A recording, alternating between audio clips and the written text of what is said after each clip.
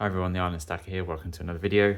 Today I just wanted to discuss a few of the thoughts that I've been having over the past week or so on a couple of things that have been going on, and just to get what you think down in the comments on the things that I've been wondering about. So first of all, gold reached a new time high here in the UK. So it reached over £2,000 per ounce.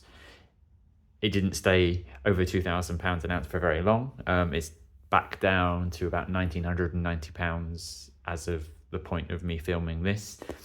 So it's good to see that gold is on the increase, and obviously for people that hold gold, it's good to see the price increases, but it just makes me wonder, at what point does the balance tip into becoming unjustifiable for people to purchase?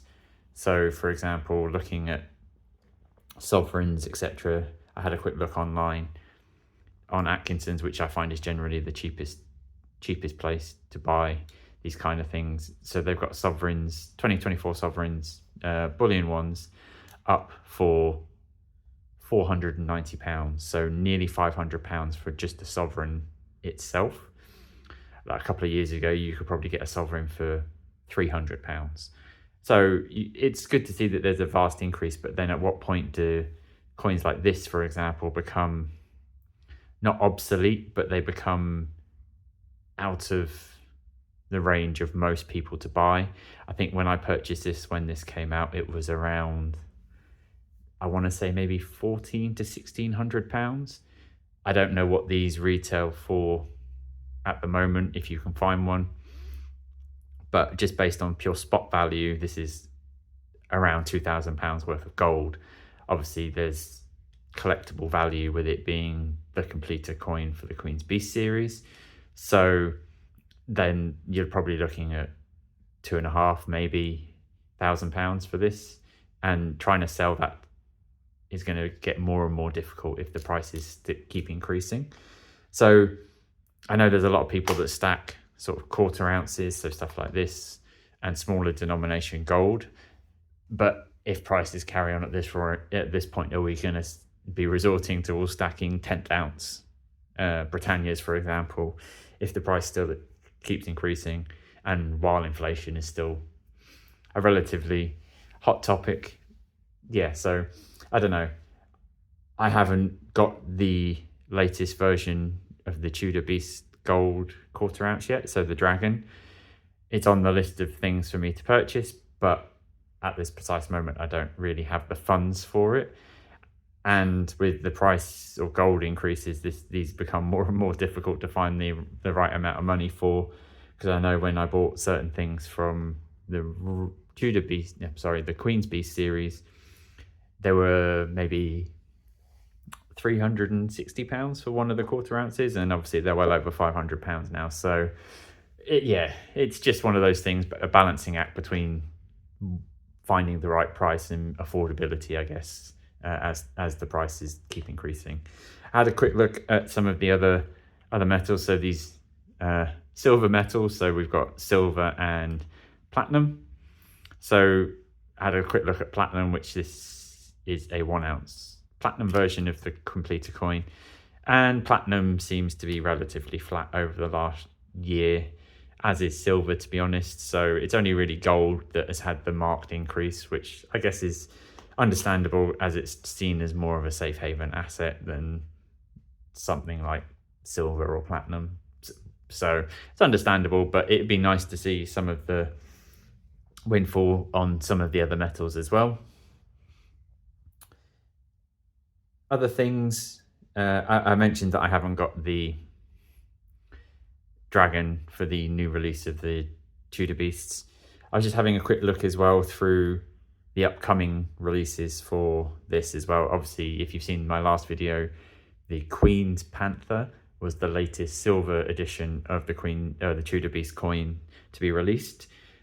So I was just checking against what animals we have compared to the Queen's Beast, and the griffin here is the one that I think is going to be given the chop, as it were. So the griffin is part of the Queen's Beast collection, whereas the Tudor Beast has 2 panthers. So the original Seymour panther, which still hasn't been released in bullion version, which I don't understand, and then the latest Queen's panther as well. So there'll be 2 panthers in the Tudor Beast complete collection, and no griffin as there was in the Queen's Beast, which is a shame because I quite like the griffin. It was the first coin that I purchased when I started stacking, was the 1 ounce proof silver version of this coin, and that got me into the Queen's Beast collection a few years ago when I started collecting. So it's a shame that it won't be in there, but obviously they're limited to the animals that are in Hampton Court on the bridge. Also, just a couple of things.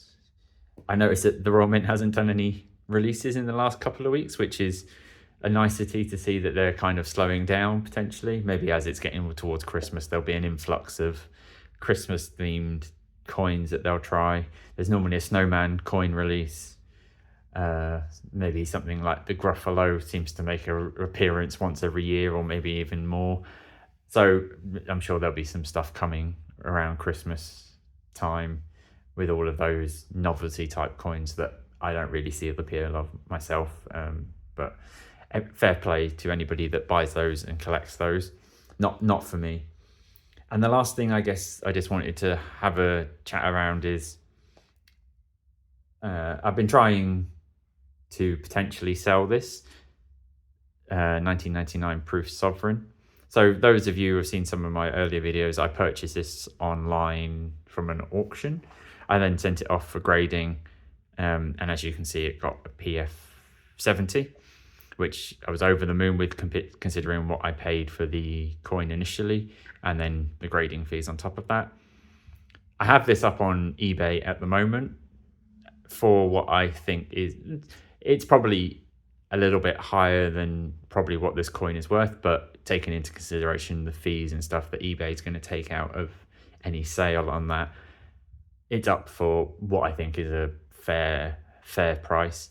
And I've noticed this recently, that I'm sure everybody gets this, but people submitting offers for coins like this that are just so unrealistic, and I don't understand why they think people will ever even entertain the idea of accepting some of the offers that they've submitted for the things. So there's been a few of silver graded coins that I've sold recently for around what I paid for them, which is taking a small haircut on them, but which is fine. For me, silver's not the purpose of what I'm stacking going forward. It's more based on gold. So just trying to move some of those and potentially put some stuff back into other savings if I can. But I had that with this, and I've received it with this coin as well, for people offering absolutely stupid money. And I just don't understand why people think it's not logical, but I can understand people trying to get a good deal. But if you're in the know of what something's worth, then just be realistic is my interpretation. People offering me less than that, as I said, so current spot value for a normal bullion sovereign is £490.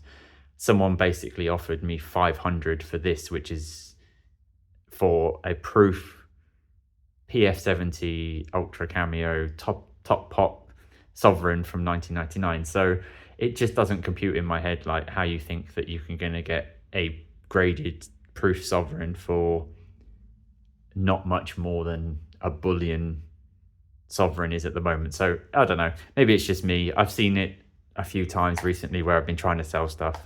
I'm sure there's a lot of it on eBay, and I'm sure probably everyone gets it. It's not just me being bitter in my old age, but there we go. Let me know if you've had anything similar recently, with if you're trying to sell anything, and what you think of the current gold price. Do you think it's going to continue to go up, or do you see it kind of leveling off now? I know there's probably going to be some uncertainty with the US election coming up as well, so that could potentially have an impact on the gold price depending on who gets in between Harris or Trump. I know which one I prefer to get in, but I won't start talking politics on YouTube because that will only get people agitated. But yeah, it'd be interesting. Do you think that there'll be an impact following whoever gets in November to the gold price, if whichever one of those two gets in? Let me know down below. Thanks very much for watching, and I'll catch you all on the next one. Cheers.